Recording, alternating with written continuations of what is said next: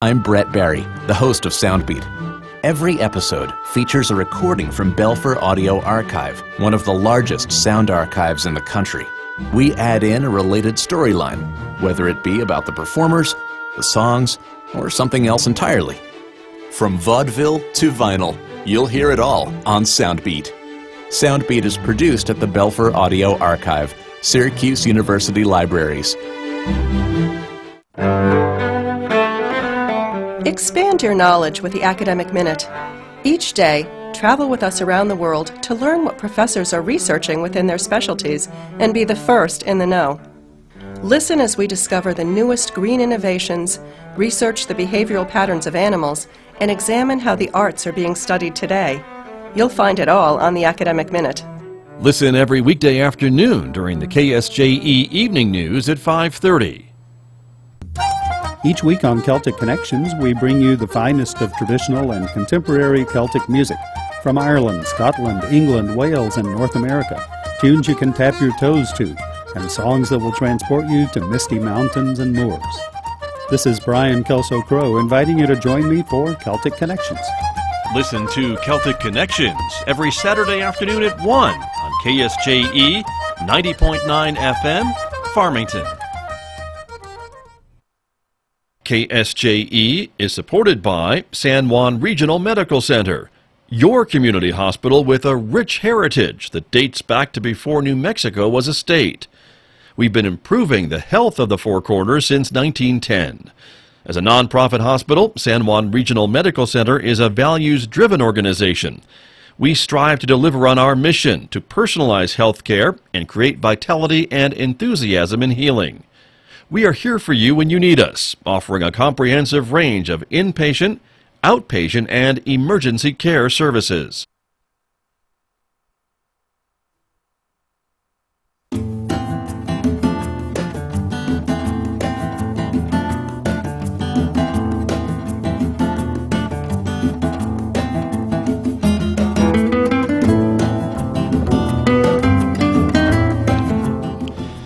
.836 KSJE, you're listening to the Scott Michlin Morning Program, and good morning to those of you who are watching the program this morning on the KSJE Facebook page and YouTube channel.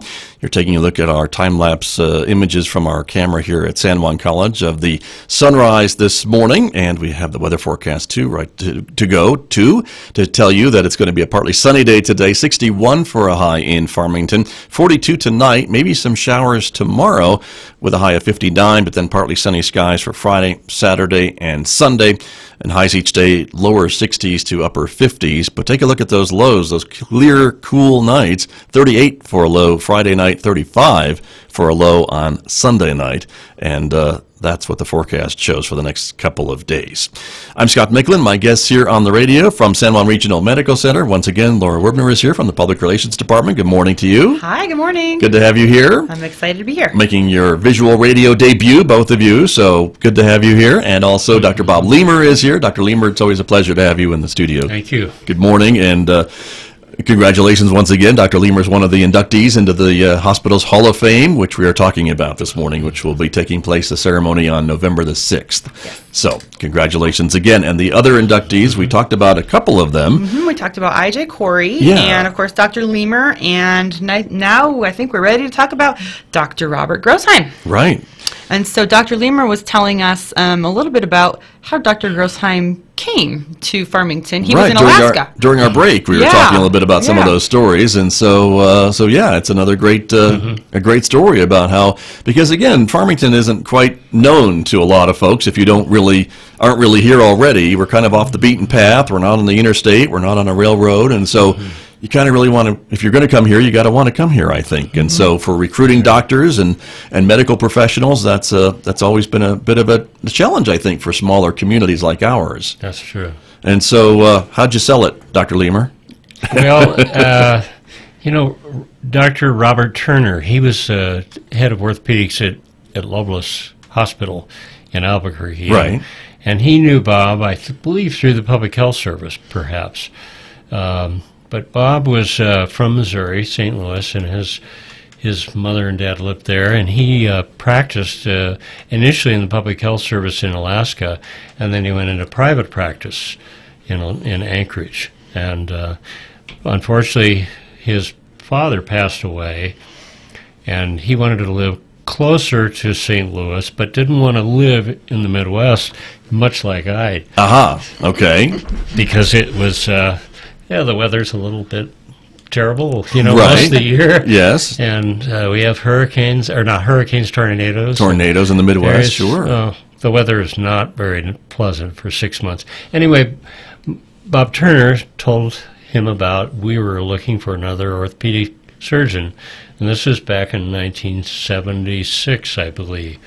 Yes. And so Bob came and visited us, and we really liked Bob a lot. He's a very personable guy and a great background, great training. So we were fortunate to be able to bring John Romine, and I brought Bob Grossheim into our practice in 1976. It was kind of toward the end of 1976.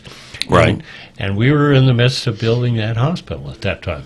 So that was promising. And he probably could see then the future investment the community was making in medical care with that big tower going up and all some of the bond issues that we just talked about that the community endorsed and passed to make these big projects possible. Yeah.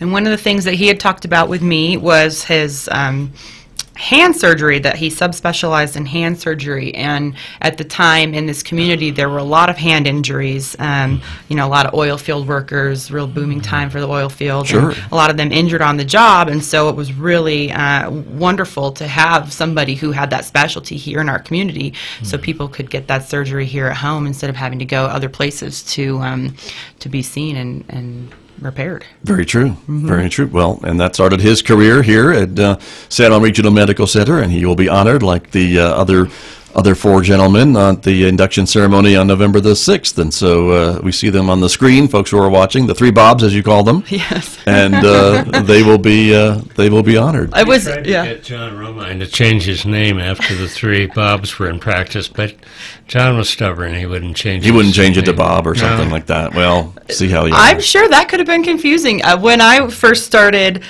this project initially, and I'm like, oh my gosh, I've got this doctor whose name is Robert, this doctor whose name is Robert, this doctor whose name is Robert. They all worked at Orthopedic Associates. Oh my goodness, how am I going to keep everything straight with all of them? It was just funny, but spending time individually with each of them and hearing their stories and getting pictures, you do now know specific things about the differences between each Bob. Right, exactly. Yeah. Very true. And so let's talk about our other Bob who's on the list. Bob, Dr. Stemsrud. Right. And actually the way that he came to Orthopedic Associates was a very interesting story too. It's just a real chance kind of meeting that I'll let Dr. Lemer tell you. How did he get here? Well, Bob was on the same airplane as I was. We were sitting next to each other. Coming back from Atlanta from an orthopedic convention in Atlanta, and he was looking at orthopedic materials, and I could see that he was probably at the same meeting I was, and we just started chatting. And Bob was in Helena, Montana in practice and in private practice, and he was looking for possibly moving, and I started twisting his arm, and he was, it was really a hard recruit because he was looking at Danville, Virginia, and he was looking at Missoula, Montana. And those are pretty tough compared to Farmington because they're established communities. Right. University towns and that.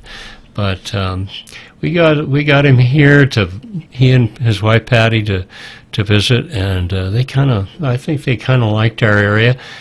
Bob and I went to a meeting in Chicago, I remember, and over a couple of years, he finally gave in. I guess I twisted hard enough, but anyway, we're happy, and he's a very well-trained orthopedic surgeon. He trained in San Francisco General, right? And he did a lot of our total joints. Well, he did all our total joints. Wow. He subspecialized. Very good. I hope you're getting some commissions from the recruiting department at the hospital, Dr. Lemer, when you're doing all this. Yeah. Boy, or you should continue now in your retirement as a physician recruiter. I bet they could use you for sure. But as I mentioned, that's always a challenge recruiting physicians to rural hospitals. It is. And even though we've grown and the community has grown, I think we're still considered a rural location. And when a lot of these doctors maybe have their choice of places where they want to go with their families, that is something of a challenge. And the key really is to find a good fit. You know, you don't want to bring physicians on who don't want to be in this area and who aren't interested in staying in this area. You are, through physician recruiting, looking for those people who love what we have to offer. And so when we do get new providers and their families who come to the area, it really is, you'll ask them, well, what are your hobbies? And you'll hear biking, hiking, skiing, fishing, all of those wonderful outdoor things that we have to offer in the Four Corners area. That's a huge draw for people who love to do those things, and that's what makes them stay here. Sure. Having that quality of life and that work-life balance and enjoying where they live. Right. Or they don't want the 60-minute commute into work every day, or to the office, or to get to the hospital from their homes, or what have you. And so it is a unique fit. And so again, it's an exciting thing to be able to honor these physicians who have helped, these doctors who have helped create the medical community that we have here today. And that's the whole reason behind having the Hall of Fame, right? Yes, and I'm really looking forward to this. It's a wonderful thing every 2 years. And something that I've kind of learned from it and have taken from it personally is anybody can do the same sort of thing with members of their own family, because really it's a lot of getting to learn about your family or a person's past. And I did this actually with my grandmother after the last Hall of Fame we did. I sat down with her and I said, okay, I want to know everything about your life. I'm going to kind of interview you and learn and show me pictures, because you really do get to know so much more about a person than you ever typically would going through this process. So I encourage anybody to do it with somebody in their life that they'd like to learn more about. Very true. That's very true. And Dr. Lemer, I know it's maybe a little difficult to hear yourself being talked about in such wonderful ways, and some of these stories about all your contributions to the community, but it's also a chance for the community to, I think, say thank you to you and your colleagues for the years of service you provided to this community. Oh, it's great. It's a great community. You know that. We all know that. Right. We love to live here, and we're not going to leave. Right, that's true. But what was it that kept you here? Because I would think that you would have, during your career, and even now, have the opportunity to move or to practice medicine in different parts of the country or wherever. But was it something about the community that just got you to stay here? Yes, both the community and the outdoor recreation. That was it.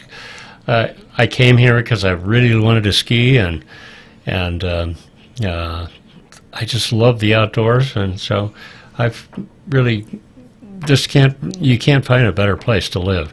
You can do anything here is outdoor wise. That's true. And for many days of the year. I mean, there aren't too many days when you're really stuck at home. You can ski one day and play golf the next. I've heard that. That's true. Where else can you do that? Right. And of course, Dr. Lemer with the River Reach Foundation and Riverfest and everything he does for our community with our whole river corridor. I was going to say, he has found other things to get involved with as well, and in addition to the River Reach Foundation, of course, and he and I are very involved in the Dining with the Dead program every September with local history and things like that. So it's a great community. I agree with you. It is. I can't find fault with that at all. So that's wonderful. And the others, I would imagine, would probably say the same thing.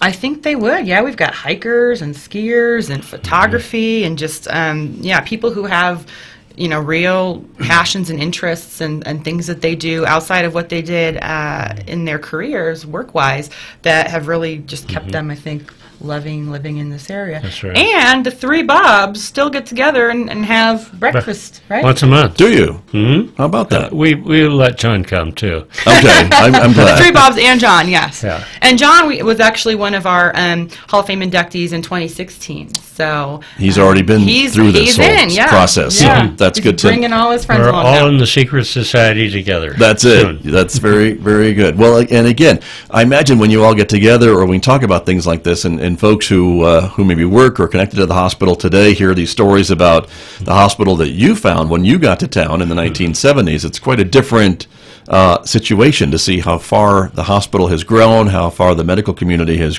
grown in those ensuing 40 years.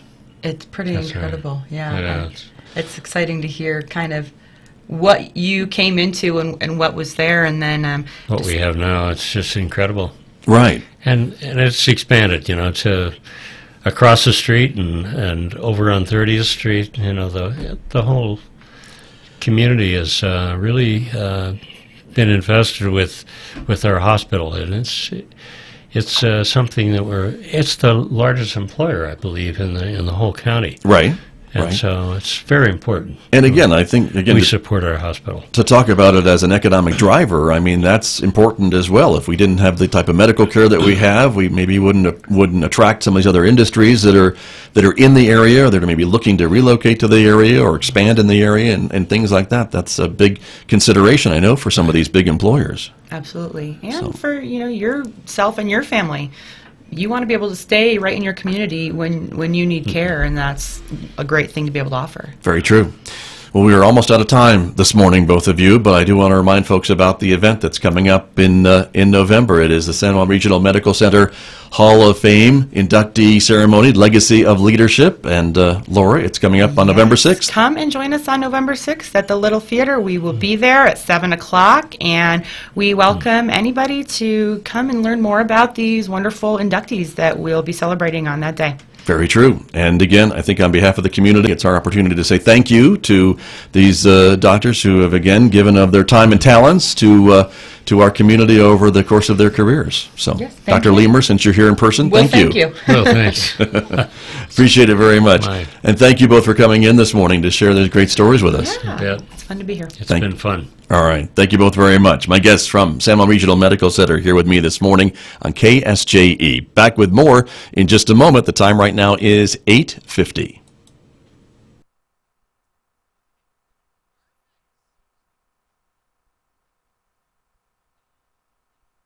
This program on KSJE is supported by Citizens Trust and Investment Corporation, providing a competent, innovative, and caring team of professionals to serve wealth management, trust administration, employee benefit plans, retirement planning, and estate settlement needs.